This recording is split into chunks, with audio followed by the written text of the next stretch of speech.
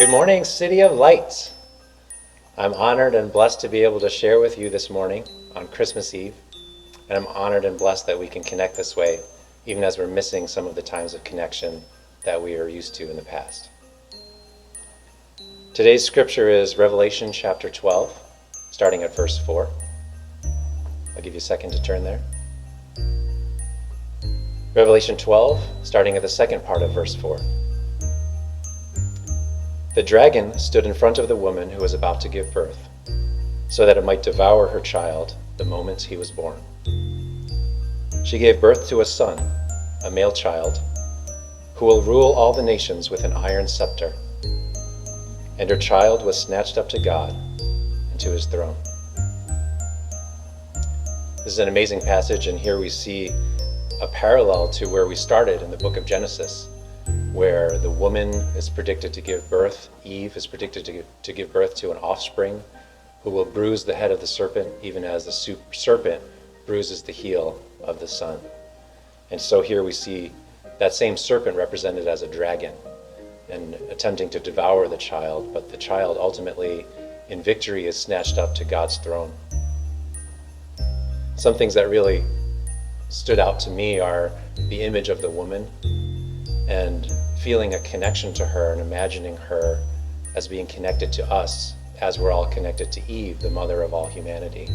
We're all part of this humanity that gave birth to the Son and somehow miraculously enabled the Son of God to become also the Son of Man.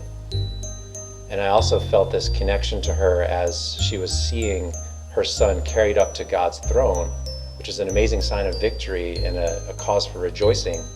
But at the same time, I felt a little bit of sadness and sorrow of the separation that comes with that. And I feel like we experience some of that now, even as we're together with God in spirit, but we're physically separated from Jesus right now, and we're physically groaning and waiting for the full revelation of God's kingdom, the redemption of the physical world to be complete, even as we experience the beginning of that redemption now in our spirits. So that really struck me, and I feel like it speaks a lot to what we're going through in this life and in this year.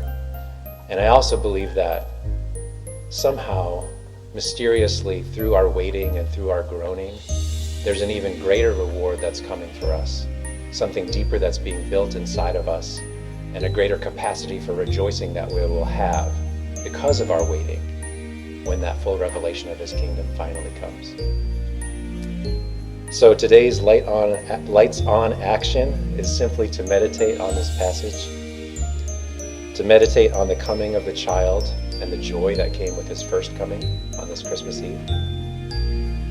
Meditate on the joy of seeing his victory as he ascended to God's throne, even as we feel some of the sadness of physical separation right now. We can still grow with him in the spirit.